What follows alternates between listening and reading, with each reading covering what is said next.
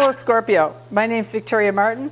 I'm going to tell you about November 2015, and this will work for Scorpio Sun sign or Scorpio Ascendant. Okay, so we have a very interesting month ahead. It's never a dull moment. The roles are you could be a hero, you can be a stoic, you can be a provocateur, maybe all three, who knows. Big issues are exploding. They might not be yours, but it's going to be really a thriller ride. So be alert, stay cool, toughen up, and avoid self-sacrifice, definitely. So the first half of November is kind of groovy, okay? Venus conjunct Mars, that's exciting and fun. And the new moon gives you opportunity to set things up. However, starting November 16th through December 6th, Saturn is square Neptune. And that gets a little tricky because people are feeling almost like under some kind of psychic attack, or they just can't quite get their bearing, and maybe it all kind of comes out. Maybe it's good that it all comes out in the open November 23rd through 27th on the full moon, because that can put things over the top, and then you really find a solution. So Venus conjunct Mars, November 1st through 3rd, this is great. Romance, arts, money, heat up. Very interesting for you because either you're getting some new benefactors, patrons, and friends, you get involved with some new groups, or you have really exciting events with groups, and you get to glimpse your own potential future. Fabulous. Okay, so stars affected here, stars in the agricultural goddess Virgo, the tail of the lion, and crater of the cup. So let's get into these stars. So in terms of three different types of friends, you could say you have the congenial friends who have academic skills, and these are really good friends to have. Then you have the friends who are always signaling followers. They get all these followers, and they have curiosity, and they're always keeping their eye on the prize. Again, good friends. Then you have friends who are environmentalists, collectors, prosperous people who are sharing people. Again, great. So it looks like a pretty active social time for you the first week of November. Grand romance, culture, potent sensual experiences. Go for the glory, double book yourself, go to a lot of events, should be great. So that's all good. Then the new moon, we are switching a little bit. It's an open, receptive time. And also maybe your pre-birthday time, because this would be, your pre-birthday starts 7 to 10 days before your birthday. This is a high entropy factor. You have vivid dreams, so you want to boost your immune system and use the time to reinvent yourself. Your birthday, when it comes around, energizes your willpower, calls attention to you. Your performance mode is on. This is a great time.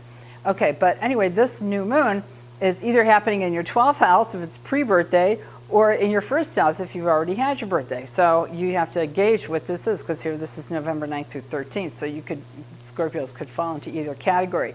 So either way, it's a real interesting area of the zodiac because the claws of Scorpio overlap the scales of Libra. So there's that persuasive, but also balanced, back and forth, back and forth. Also near stars in Ophiuchus, the shaman, and in the stars of Centaurus, and that's Centaurus system is where our sun belongs to that system. So it has to do with proximity and close relationships. So in this case, you can have a love of arts and academia, whether you're in your 12th house of spirituality or in your first house of personality. And so you are using strategy and law. And if you're in the 12th house, the centaur will bring you, some kind of ease, new ideas of how to chill out on sensitivity, which is well known in the pre-birthday period. If you've already had your birthday, then you can reach out and be determined.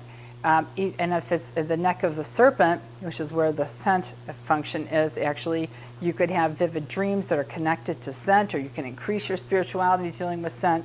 If it's your first house, maybe you discover a new fragrance. You might be the person that you're really forging your own path. Of course, you can forge your own path in a spiritual manner too in your pre-birthday. It's just you can't always act on it. You can definitely remove obstacles on a spiritual or conceptual level, but after your birthday, it's a better time. So the new moon here again it could be in your first house, which is new, reinventing yourself, or it could be the 12th house as you're thinking about reinventing yourself, essentially. But a confidence builder is what we want to go for on this new moon. It's a very strategic time because wait till you see what's coming up here later in November. We have a Saturn square Neptune. Saturn square Neptune is really gothic. It's confronting demons. It's dealing with, having to get down to reality and get rid of illusions, trickery, or toxins. So maybe there's some kind of unfaithful situation. You get three chances to knock this out. You got here in November, which hopefully you do as much as possible, and then you've got June 2016, September 2016. In this case, Saturn, you're very realistic about materials, tools, resources, maybe some of, you're spending a lot of money developing your talent, or you're spending a lot of money on your children if you have any, or, you've got to be realistic about, kind of working within your budget, and you can get authoritative help on this. Okay, so you are normally tough and tenacious in areas of materials, tools, and resources. And certainly you, like everybody, maybe you tend to be a little bit idealistic about your talents, about your children, or about luck, but it's time to get realistic about these things. So those people or projects living in an ideal world may be impractical or lack compliance, either protocol or otherwise. And then you want to be going on the side of character growth or development. This is a growth potential. So that's really good. What's really going to work? So that's what you want to be looking at here. The full moon is going to be a revelation in the area of your 8th house, which is collaborations, business, and troubleshooting. That might flush out some of the overly idealistic notions that you have about your own talent, and maybe you can put your children in a situation, kind of like boot camp, where they kind of like get toughen up a little bit. Might be good for them. So the 8th house is where this full moon is happening, and that's in the eye of the bull. So it's a lot of targeting.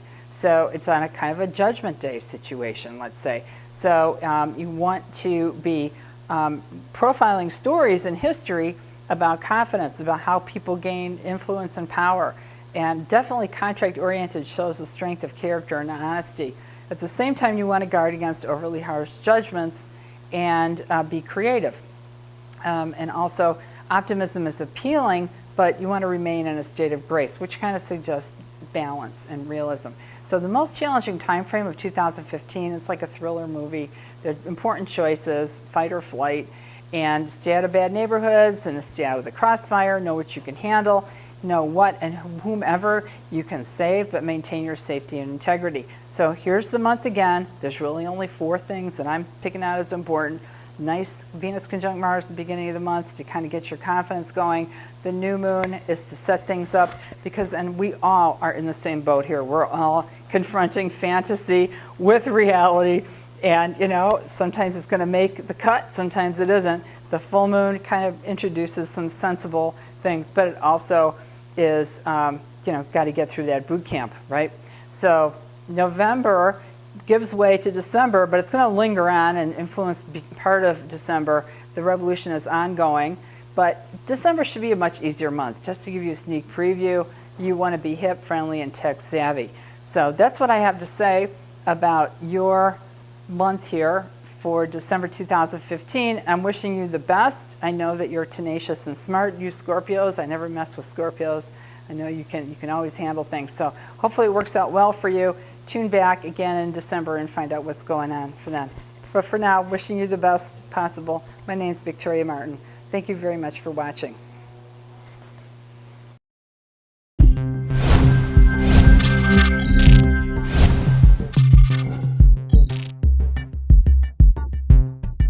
Bu akşam seminerimizi canlı olarak mobil uygulamamız üzerinden yapıyoruz.